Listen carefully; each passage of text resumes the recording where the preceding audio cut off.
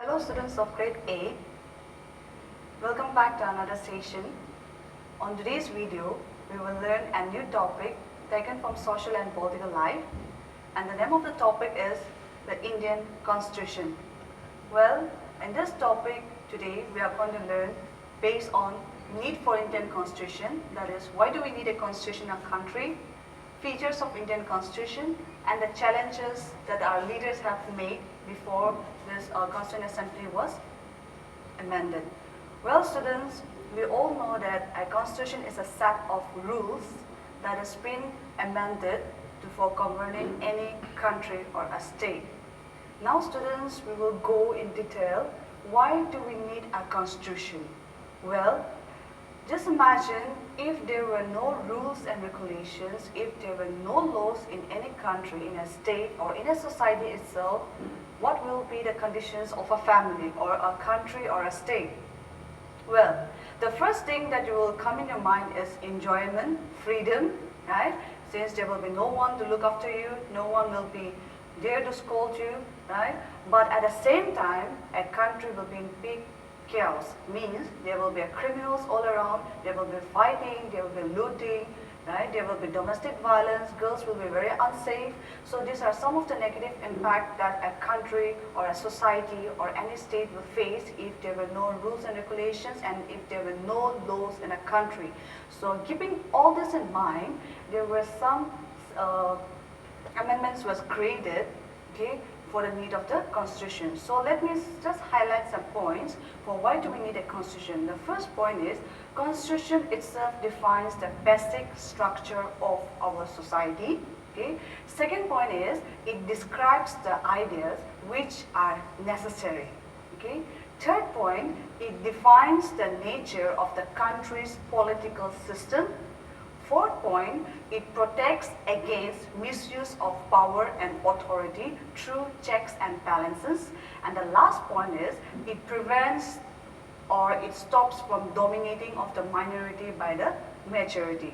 So these are the 5 points that has been amended for, or the reason behind why we need a constitution. Hope you all are clear with this. Now, secondly, if I go to the next topic, that is the features of the Indian constitutions, there are 5 subtopics behind this. Now the points are federalism, parliamentary form of government, 3 organs of government and the system of checks and balances, fundamental rights and directive principles of state policies, and secularism. Now, first when we go to the first topic, that is federalism.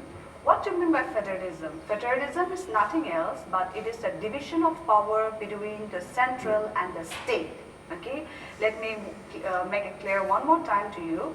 Federalism means it is a division of power between the central and the state. Now in India, we have governments at the national levels as well as the state level. Now, apart from this national level and state level, we have another level known at the local level. And this local level, at the local level, it is also known as Panchayati Raj system, which we all are aware of. Now, in this federalism, the power between the central and the state is divided on 3 bases, that is, union list, state list, and concurrent list. Now, in the union list, we have 97 subjects. Now, 97 subjects, what do you mean by subjects? Subjects means the powers, the responsibilities that a government has to look upon, okay? So, in the union list, we have 97 subjects or responsibilities. In the state list, we have 66 subjects. And in the concurrent list, we have 27 subjects. Now, apart from the union list and state list, the concurrent list, which we have 27 responsibilities, this concurrent list is shared between the union list and the state list. I repeat once again, the concurrent list is divided or shared between the union list and the state list. Okay, hope you are clear with this. Now, when we go to the next point, that is parliamentary form of government. What is parliamentary form of government? Parliamentary form of government means where people elect their own representatives. Now, in this parliamentary form of government, okay, we have a head of state and a head of government. Now, who is the head of the state in India? In India, the head of the state will be the president, and the head of the government will be the prime minister along with his council of ministers. Now, in the parliamentary form of government, any citizens can contest election, and a citizen above 18 years can go and give their vote. So this is the authority, or this is the features that comes under the parliamentary form of government. I repeat once again, in the parliamentary form of government, the head of the state will be the president of India, and the head of the government will be the prime minister along with his council of ministers. And in this parliamentary form of government, any person can contest for the election irrespective of their status, caste, okay, and sex, and a person, a citizen who is 18 years and above can go and give their vote. Now, the next point is three organs of government and the system of checks and balances. We are all aware when I say the three organs of government, you have already studied in your previous classes. The three organs of the government are legislative, executive, and judiciary. Now, who are the members in the legislative? In the legislative, the members will be from the members of the Lok Sabha and Rajya Sabha. Okay, I repeat once again, the members of the legislative assemblies will be the Lok Sabha and the Rajya Sabha, and in the executive department, the members will be the president, vice president, and council of ministers, and under the judiciary system, the members will be the Supreme Court, High Court, and District Court.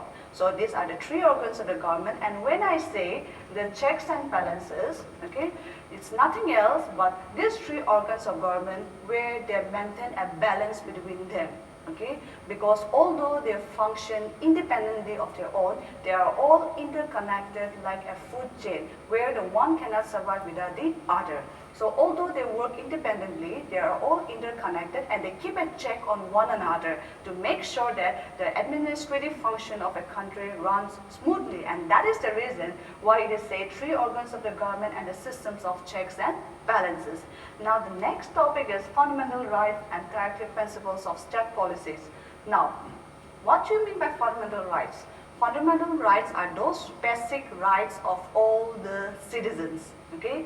And directive principles of state policies means it is a guidelines, rules and regulations made to the central and state government of India while making laws. Okay, I repeat, directive principle of state policies means a guidelines to the central and state government of India for framing or making laws. Now, there are certain fundamental rights that is been given to us by the Constitution of India, and those are right to equality, right to freedom, right against exploitations, right to constitutional remedies, cultural and educational rights, and right to freedom of religion. So these are some of the fundamental rights that has been given to us by the Constitution of India. I repeat once again, right to equality, right to freedom, right against exploitations, right to freedom of religion, cultural and educational rights, and right to constitutional remedies. So these are the 6 fundamental rights that has been granted to us. Now, Dr. B.R. Ambedkar, okay, Dr. B.R. Ambedkar, who was the chairman of the drafting committee, has rightly said that constitutional remedies is considered as the heart and soul of the Indian Constitution. I repeat, Dr. B.R. Ambedkar, who was the chairman of the drafting committee, has rightly said that constitutional remedies is considered as the heart and soul of the Indian Constitution. And according to this right, that is constitutional remedies, a person, if he or she feels that their fundamental rights are being violated, they can approach any of the Supreme Court and file a case against it. So this is one of the basic rights that is given under the constitutional remedies, and that is the reason why Dr. B.R. Ambedkar has considered it as the heart and soul of the Indian Constitution. Now, the last topic is secularism, and this secularism, we all are well aware what you mean by secularism. Secularism means freedom to practice any religion of our own without any discrimination, and India, being a secular state, does not officially promote any religion as the state religion. Okay, India being a secular country and being a secular state does not officially promote any religion as the state religion. So these are the 5 features of the Indian Constitution. Now the last topic are challenges. What are the challenges before the Constituent Assembly? Okay, so these are some of the points. Now the first one is partition and communal tensions, merge of princely states, geographical and ethnic diversity, just distribution of economic resources, and welfare of marginalized groups. So these are some of the challenges that have arose for the leaders while drafting the Constituent Assembly. I repeat once again, partition and communal tensions, merge of princely states, geographical and ethnic diversity, just distribution of economic resources, and welfare of marginalized groups. Well students, I hope you have understood. See you in the next video. Till then, take care, stay safe, and thank you.